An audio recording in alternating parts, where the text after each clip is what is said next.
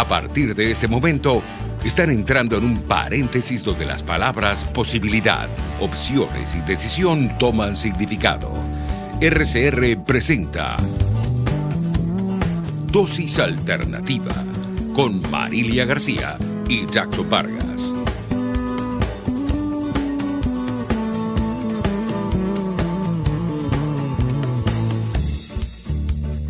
Hola amigos, sean bienvenidos como siempre a este su espacio Dosis Alternativa. Les saludamos Jackson Vargas y Marilia García. Recuerden que nos pueden seguir a través de nuestras redes sociales en Twitter por @RCR750. También nos pueden ver a través del Periscope por @RCR750.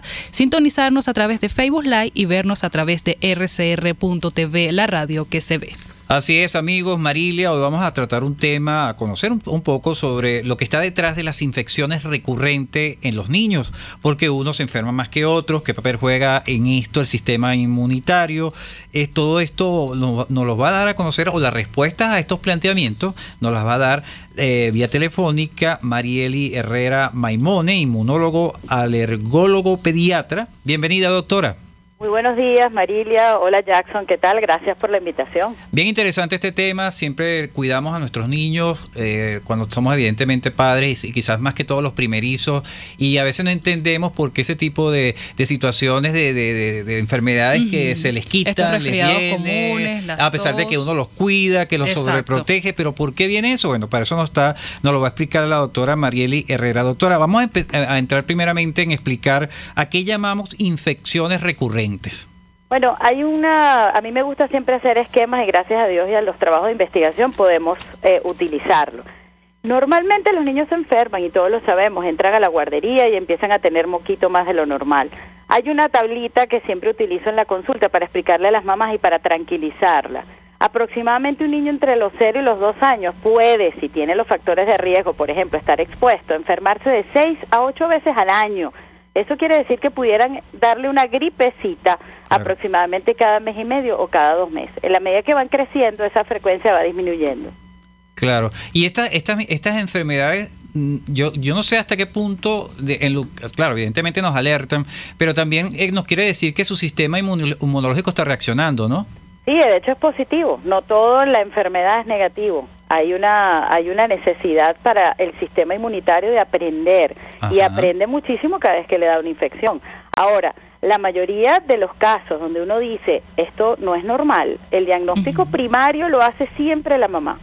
Doctora, yo estoy preocupada porque, cónchale, mire, ya he venido varias veces, este niño a cada rato hay que darle antibióticos, o sea, pasa más allá de la gripecita, de la diarreíta autocontrolada, porque hubo que hospitalizarlo, porque hay que ponerle antibióticos endovenosos, que no es lo mismo el antibiótico oral, algo debe estar pasando, y ahí es cuando el especialista en inmunología pues debería aparecer. Y claro, eso podemos decir lo que es a partir de que ya después de los 2 años, que podemos ver esto.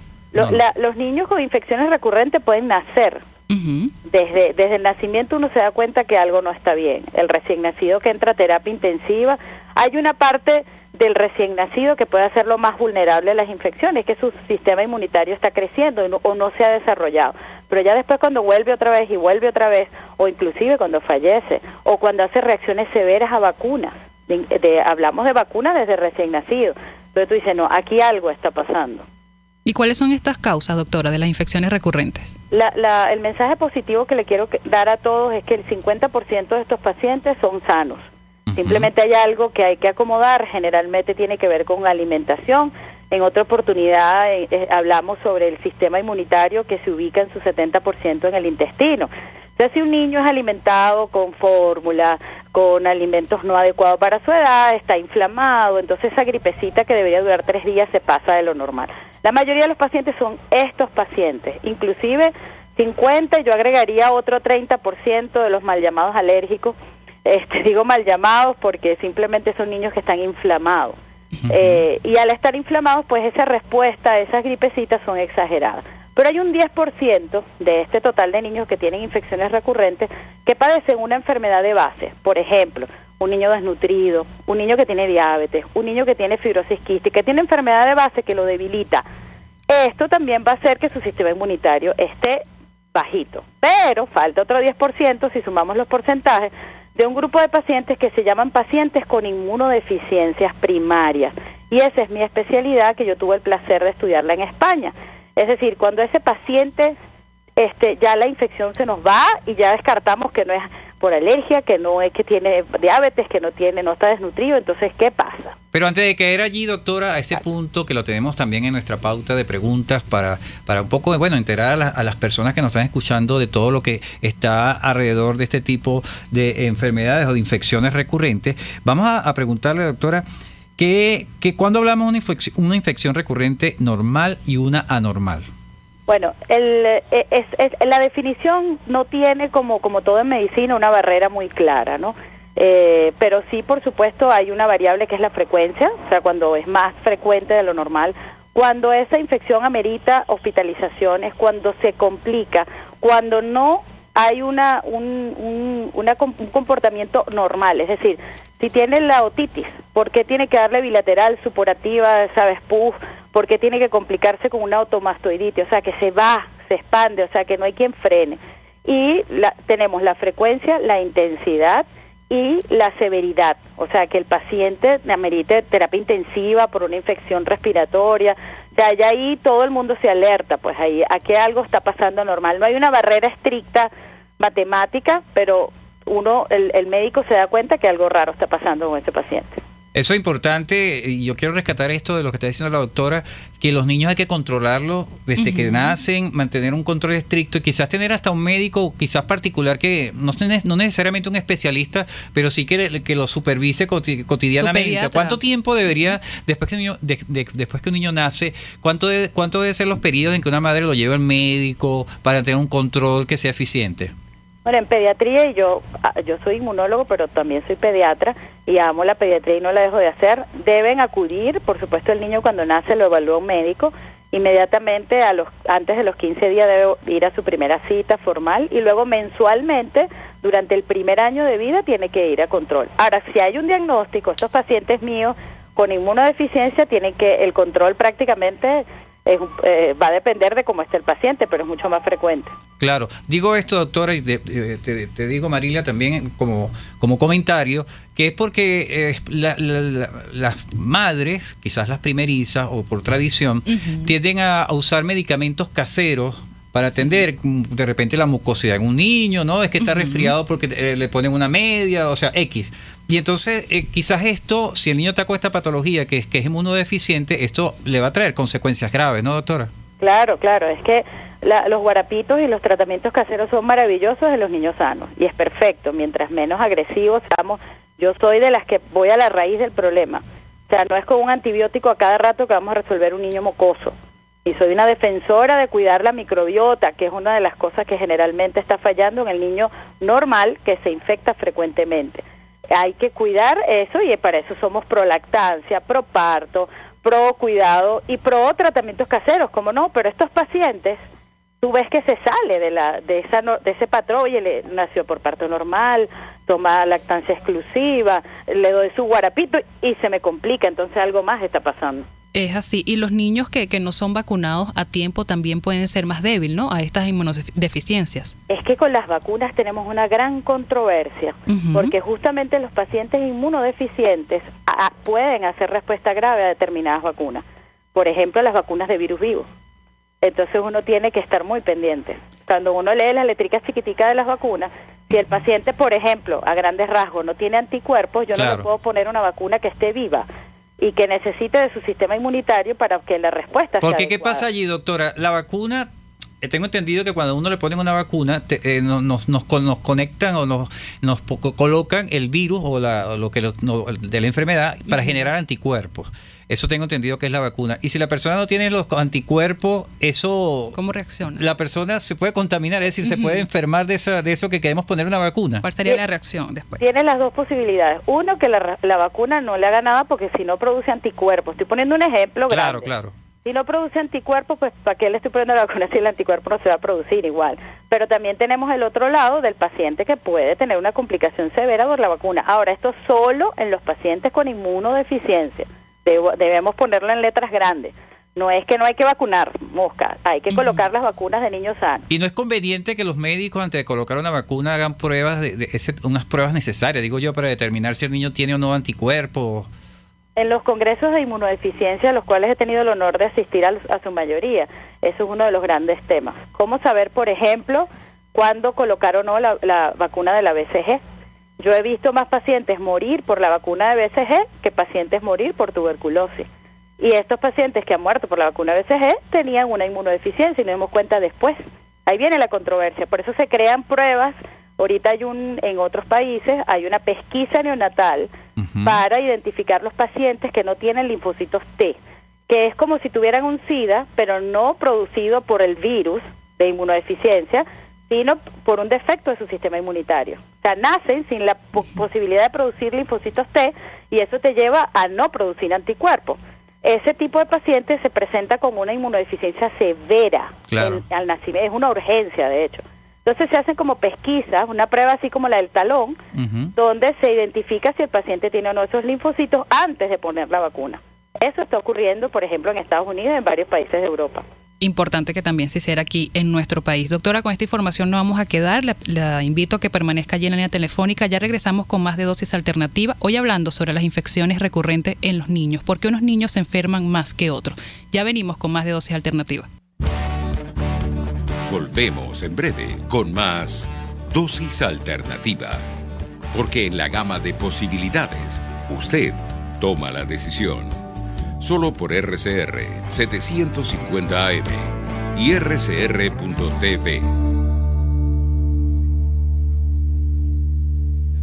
Puede seguir nuestra programación a través de rcr.tv, la radio que se ve. ¿Tienes una cita o una reunión social y quieres impactar con tu presencia?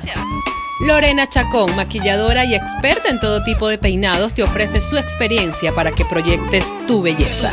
Para contactarla puedes comunicarte al 0412-935-6663 o a su Instagram @estilorenis. Lorena Chacón, tu mejor aliada en el cuidado de tu imagen. Te invitamos a participar este mes de septiembre en el programa online Códigos del Transgeneracional con la terapeuta Francis Blanco, especialista en bioneuroemoción, que te permitirá reconciliarte con la historia de tu pasado, reconocer de dónde vienes, descubrirte, mejorar tu desarrollo personal y las relaciones con tus familiares. Para más información, contáctala a través de su correo, elhilodefrancis@gmail o al 0424-111-1942. Las lesiones articulares o musculares son más frecuentes de lo que piensas. La Unidad de Cirugía Articular y Medicina Deportiva Haroldo Macareño y Guillermo Rangel cuenta con el mejor equipo de traumatólogos reconocidos por la Sociedad Norteamericana de Artroscopia. Ubícalos en la Policlínica Metropolitana o al 0414-305-8176. Superar tu lesión es nuestro compromiso. Desde los sectores populares del país se escucha una clara señal. Es el radar de los barrios. Evelyn Martínez y la Red de Ciudadanos le invitan a identificar amenazas, ubicar soluciones y hacer seguimiento eficiente a las problemáticas de cada sector. Un espacio contra la polarización donde se construye de abajo hacia arriba y de adentro hacia afuera. El radar de los barrios, de lunes a viernes, a partir de las 10 de la mañana, solo por RCR 750 AM. Les estamos presentando Dosis Alternativa con Marilia García y Jackson Vargas, solo por RCR 750 AM y rcr.tv, la radio que se ve. Bien amigos, ya estamos de regreso en Dosis Alternativa, hoy hablando sobre las infecciones recurrentes en los niños. Para ello nos acompaña la doctora Marieli Herrera Maimone, inmunólogo, alergólogo, pediatra. Doctora, en esta parte del programa quisiéramos ya entrar más en lo que es su especialidad y quisiera que nos definiera qué son las inmunodeficiencias primarias, cuáles son esos síntomas en los niños. Bueno, nosotros es un tema bastante complejo de manejar y es una subespecial de la inmunología. Normalmente son niños que, como hemos hablado durante el programa, tienen infecciones más frecuentes de lo normal, más severas. Por ejemplo, una diarrea, es frecuente que lo lleve a la deshidratación y hay que hospitalizarlo. Otitis más de 3 al año, infecciones respiratorias más de 3 al año, neumonía frecuente, meningitis que repiten, que eso no se ve en los niños normales, antecedentes familiares, una de muertes, o sea, mire, es que ya yo llevo 3 varones y los 3 han fallecido, eso es otra señal de alerta. Las enfermedades autoinmunes en pediatría, como son la artritis, el lupus, que no es normal que un niño pequeño la padezca, y básicamente esos son los signos de alerta que nos deben hacer movilizarnos hacia algún especialista. Nosotros tenemos una red venezolana de inmunodeficiencias primarias, donde en cada región de Venezuela tenemos a un inmunólogo que se comunica conmigo. Desde Venezuela nosotros estamos interconectados con una red latinoamericana y con una red europea, porque los casos necesitan de especialistas para discusión y para diagnóstico. Claro, y también tenemos entendido que existen las inmunodeficiencias secundarias. ¿Qué son? ¿Qué son esas inmunodeficiencias? Bueno, lo más famoso que conocemos todos es el virus del SIDA, la infección por HIV. Es un virus, es secundario porque tú no naces con eso. El hecho de que se apellide primario es que tú tienes un defecto genético que hace que tu sistema inmunitario no funcione bien. Una mutación de los genes que van a codificar para la producción de tus células o de tus anticuerpos de tu sistema inmunitario. En cambio, secundario quiere decir que por causas externas tú tienes el sistema inmune afectado, por ejemplo, los niños desnutridos, los niños con enfermedades debilitantes, los niños con pérdidas de proteínas por riñón, o sea, si no tienes proteína, ¿cómo produces los anticuerpos? Entonces se manifiestan como una inmunodeficiencia, pero el origen es diferente al de las inmunodeficiencias primarias. Claro, y quedándome un poco ahí en esto, bueno, ya nos da un dato, nos da una diferencia bien clara, es decir, que podemos estar en capacidad de por lo menos impedir las inmunodeficiencias secundarias con estas recomendaciones, doctora. ¿La ciencia hacia dónde va? ¿Seremos capaces en un futuro de corregir estas situaciones y evitar que un niño pueda nacer con esa inmunodeficiencia? Sí, claro, en un futuro sí, de hecho se hacen terapias génicas, se hace prevención, por ejemplo, las mamás que ya tuvieron un hijo con inmunodeficiencia, se hace selección de uno de sus digamos, óvulos que no tengan la mutación, se hacen trasplantes de médula ósea para los defectos de las células de que se producen en la médula ósea. Se le coloca anticuerpos artificiales o de donaciones de otros pacientes a estos pacientes. Los pacientes bien manejados y por supuesto con mucho más de los recursos que tenemos nosotros aquí pueden llevar una vida, digamos, estable. No podríamos decir normal porque tienen una condición, pero que muchas de esas enfermedades se pueden sanar para siempre. Entonces, terapia génica, o sea, se le inyecta un gen que hace que produzca lo que el paciente no produce, o se le coloca, o sea, los tratamientos existen, son más de 300 enfermedades. Por eso hablamos de algo complejo, pero que algo que a mí me apasiona y tengo ya más de 12 años metida en este tema. Es bien importante que usted al principio del programa hablaba de los antibióticos y yo quisiera preguntarle hasta qué punto ellos son efectivos para combatir estas enfermedades respiratorias, cómo dárselo a los niños. No, claro, si las enfermedades son originadas por bacterias, es necesario el antibiótico, sea el paciente inmunocompetente, es decir, sano o inmunodeficiente.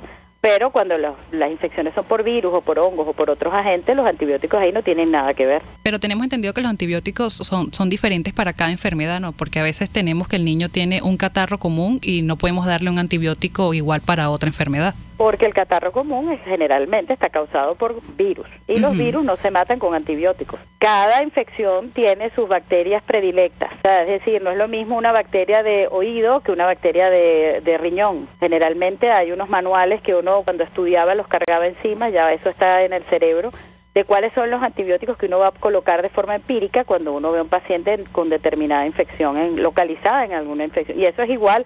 Ahora, con los niños inmunodeficientes normalmente se colocan antibióticos de mayor espectro, o sea, como más, vamos a decirle en términos coloquiales, más fuertes. Claro, más fuerte. Exacto. ¿Y qué tan peligrosa pueden ser, indíquenos, perdón, que me trae aquí la lengua, indíquenos cuál de estas enfermedades, infecciones recurrentes son más peligrosas? Bueno, fíjate que de todas estas inmunodeficiencias, hay una que es muy común y no es peligrosa, que son los defectos de anticuerpos. Podemos tener, por ejemplo, 1 de cada 800 personas, pueden tener un defecto de uno de los tipos de anticuerpos y no saberlo. Pero podemos llegar al punto de tener una enfermedad que es catastrófica y es grave, que se llaman inmunodeficiencias severas.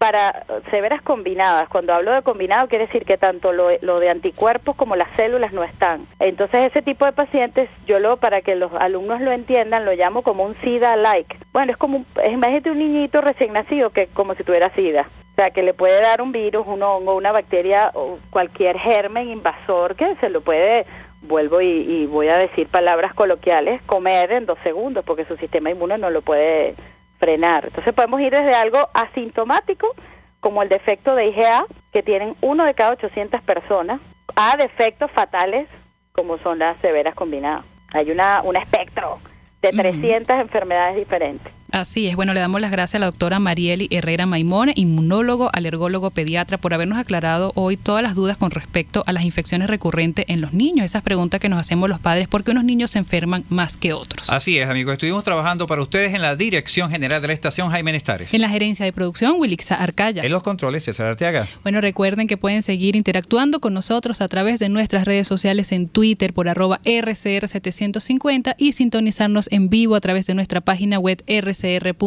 la radio que se ve. Les invitamos a que continúen ahora con el radar de los barrios. Hasta aquí, esta emisión de